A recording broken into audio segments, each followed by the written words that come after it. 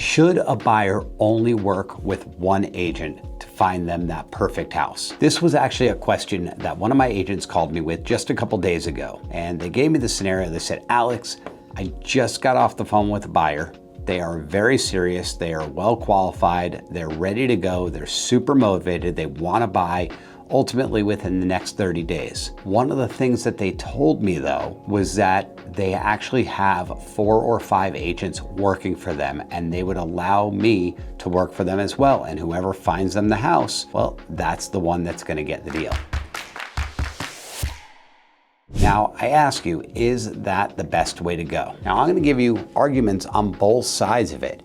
You could say, well, yeah, what they just did was they just created competition, and all of those agents are going to be going and going and going and going and trying to find everything and beat the other one to the punch. However, how far out of the box are they going, and is it really in that client's best interest? What would you say to a client like that, and how would you convince them that hiring just you is going to be the better opportunity for them? This is exactly what I went over with this agent. And I started really thinking through it, and it brought me to some self-discovery on my own belief systems and exactly how I've handled this in the past, and ultimately what the end results were and what the benefits were to that particular client.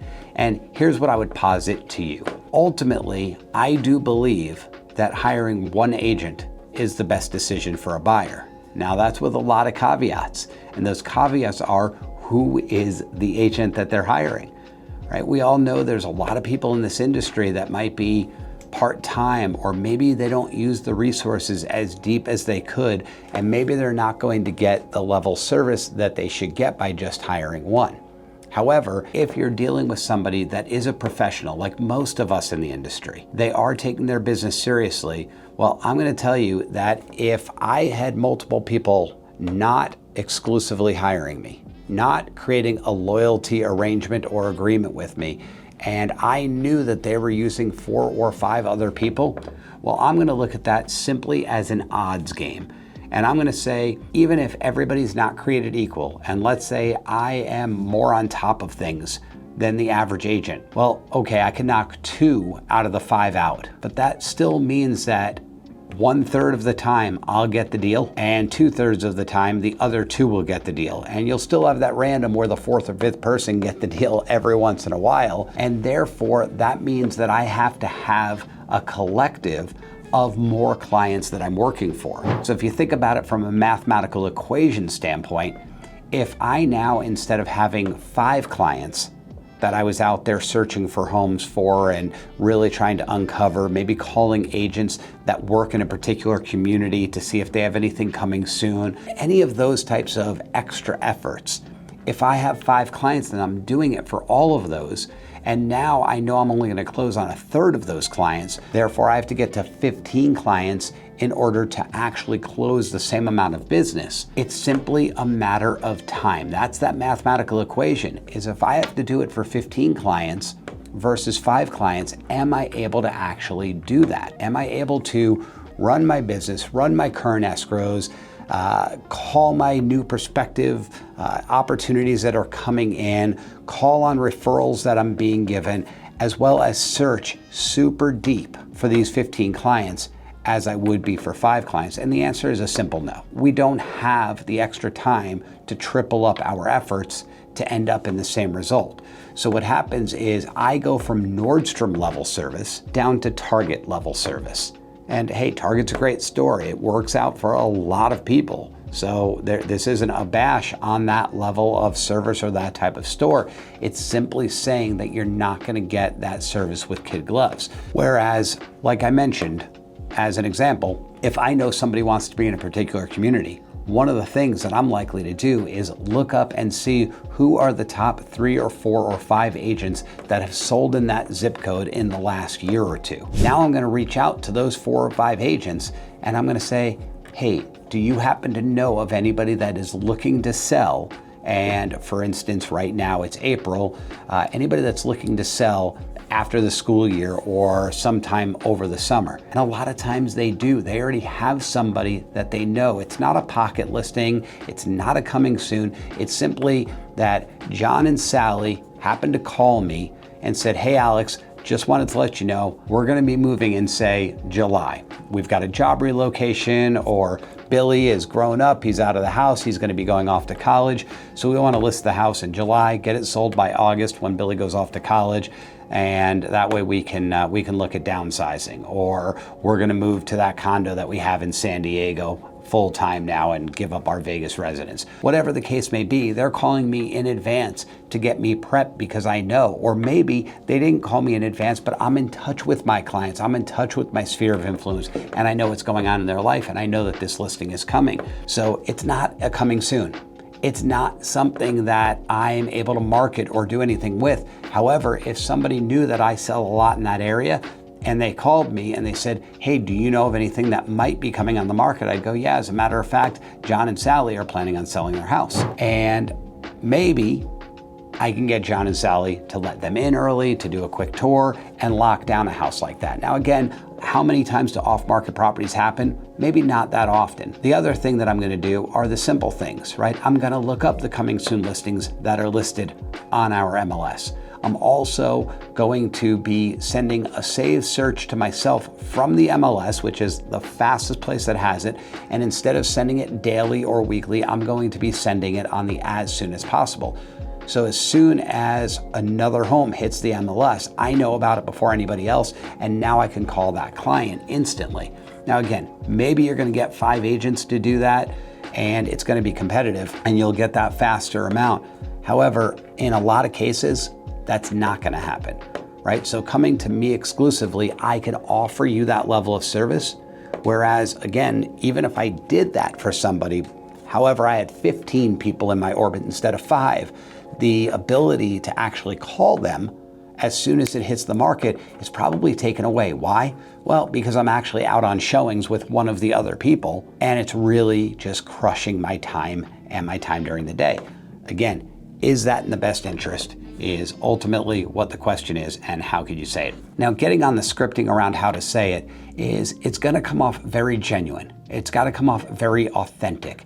And it's simply like this. We're gonna say that the client's name is Doug, and it's gonna go a little something like this. Hey Doug, I completely appreciate where you're coming from, and I could understand having multiple agents. However, let's think about it this way. When you go to the doctor with a particular symptom, you may then go to a second doctor for a second opinion. And really what you're looking for is who is the best doctor to serve you and to take care of what your needs are. You're not necessarily looking to say, hey, can both of you actually work on me? Can both of you perform this surgery or prescribe me this medication? You're not looking for some sort of cooperation or who's gonna write that script faster, right? You're simply looking for a second opinion to know that you are comfortable with that person and you believe that their competency level is as high as what you demand, right? Does that make sense? Same thing when it comes to your financial services and building up your investment accounts. Now, you may have a couple people for that because somebody is in the stock arena and somebody is in, let's say, real estate or real estate portfolios, or maybe even a hedge fund. So there could be a few people for that, but you're separating it around to different money, just like you would actually have a different real estate agent if you were buying in California and another home in New York and another home in Florida. I wouldn't come in and say, I can handle all of that for you. I could refer you to somebody, however, I wouldn't be able to handle all those areas simply because I wouldn't know those markets as well. That's the analogy with the financial services. And you can go on and on down the list, whether it's a mechanic, whether it's a plumber, you typically are not going to have multiple. In the case of real estate, I only earn money based on closed business. I don't charge you an hourly basis or a fee basis for showing you homes or finding homes for you. I only make money when I actually close the deal. So you coming through and saying, I'm gonna hire multiple agents to go and find that home for me is going to actually impact the effort that I could spend towards you. Simply put, if you did that and others did that, could you see where for me to say close 3 pieces of business per month, if that was my goal, instead of having 4 or 5 clients that I'm working with, I may have to have 15 or 20 clients I'm working with. So now on an annual basis, maybe I'm in a position where I'm working with 150 clients instead of working with, say, 40 clients. And now that 3 or 4x number that's occurring there gives a lot less time and attention to each client. Ultimately, what I want to do is I want to provide you with absolute 5-star Nordstrom level service. And what I'll have to do is, if I have to spread my time thinner by doing this for way more people, then I'm only going to be able to provide Walmart or Target level service. And by the way, that's going to go across the board. If somebody else out there tells you they're able to provide you Nordstrom level service while they also have clients that are using multiple agents, well, they're either lying to you and they're desperate for business, or you're their only client. And if you're their only client, doesn't that tell you something? Do you want to go to the doctor that actually has only performed 1 surgery this month or in this 3 months? That would concern me.